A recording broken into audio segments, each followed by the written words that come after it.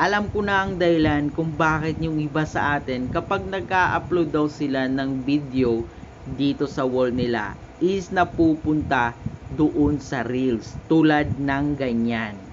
Ayan, nagkakaroon ng reels although in-upload nila to doon sa wall. But first, check muna natin yung settings natin dito sa Facebook kung tama nga ba. Okay? So punta tayo dito sa ating profile and then punta tayo dito sa settings and then hanapin natin yung media. Ayan, scroll down lang natin at makikita nyo to, itong part na to. Ayan, meron nakalagay na post short videos as reels. Videos less than 90 seconds long can be posted as reels. So sa akin naka-check po yung always as para every time po na mag-upload ako ng video na less than 90 seconds, meron pong magpa-pop up dyan sa aking screen na magtatanong kung gusto ko ba i-post to as reels or i-post ko lang to sa aking wall. So ganyan po yung aking settings. And then kanina 1 hour ago, meron po akong sinubukan. Ayan.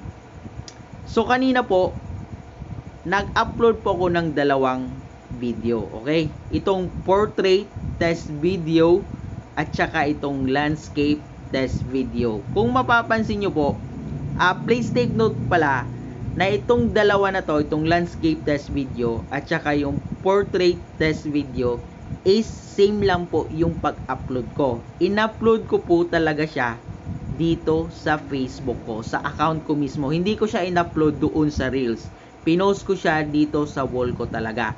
Pero kung mapapansin nyo po, itong portrait test video, meron siya ditong nakalagay na Reels sa taas. Ayan po. Although, in-upload ko siya dito sa wall ko, nag-appear pa rin po yung Reels. Okay? And then, pansinin nyo po itong landscape test video, wala po siyang nakalagay na Reels. Ito po yung dahilan kung bakit yung iba sa atin talaga nag-a-upload ng video and then sinasabi nila na napupunta daw yun sa kanilang mga Reels kahit na in-upload nila yun doon sa wall nila. Ito pong dahilan. Una guys, alam naman natin na yung standard na resolution kapag mag-a-upload tayo ng Reels is dapat naka portrait mode or 9:16 resolution. Yun po yung standard na resolution kapag mag-a-upload tayo ng Reels. Okay? And then alam naman natin kapag mag-a-upload tayo ng mga longer video po tulad nito is dapat naka-landscape mode po talaga siya or 16:9 resolution. Yun po yung standard and required na resolution kapag mag-a-upload tayo ng mga longer video. And then, ito na nga.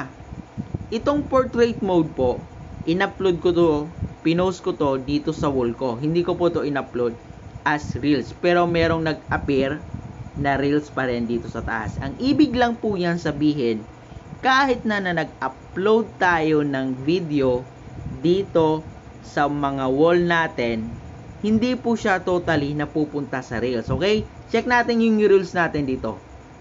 Wala po kayo diyang makikitang portrait test video. Okay? Ito lang po yung pinaka-latest ko. Ito. Ayan. Pero wala po kayo dyan makikitang portrait test video. Nandun lang po siya sa aking wall. Ayan. Nandyan lang siya. Ibig niyan po sabihin, kapag nag-play po yung ating video na in-upload natin dito sa wall at naka-portrait mode po siya or 9:16 yung resolution, automatic ipi-play niya yon as Reels style. Kapag play natin yan, para siyang Reels yung style niya kapag mag-play. Kasi nga, alam natin na yung standard na resolution ng Reels is portrait mode or 9:16. Kaya ipi-play niya yon as Reels style. Katulad ng Reels po yung pag-play niya. Kasi nga naka-portrait mode po siya. Okay? Kaya po yan merong nakalagay na Reels dyan. Ayan. Ang ibig lang po yan sabihin, ulitin ko po, ipi-play niya as Reels style. Katulad ng pag-play ng ibang mga Reels video, ipi-play niya yon ng nakatayo. Okay? Nakatayo yung video niya. Okay? Kasi nga, naka-portrait yung pag-upload natin. Okay? Dito sa isa, itong landscape na video na to, mapapansin nyo, walang nakalagay na reels. Kasi nga, ito yung standard na resolution kapag nag-a-upload tayo ng mga longer video. Ayan. Test lang po to, kaya hindi ko po hinabaan yung seconds niya. Ayan po. Mapapansin nyo po is naka landscape po siya. Ito po kasi yung standard na resolution kapag mag-a-upload tayo ng mga longer video. Okay? Ipi-play niya talaga as video na same nung dati na nakikita natin sa ating mga wall. Kaya yun yung ibig sabihin, nag-a-upload yung iba at napupunta daw doon sa mga reels nila. Dahil nga, bago kasi itong update ni Meta. Ngayon ko lang din to napansin, bagong update nila.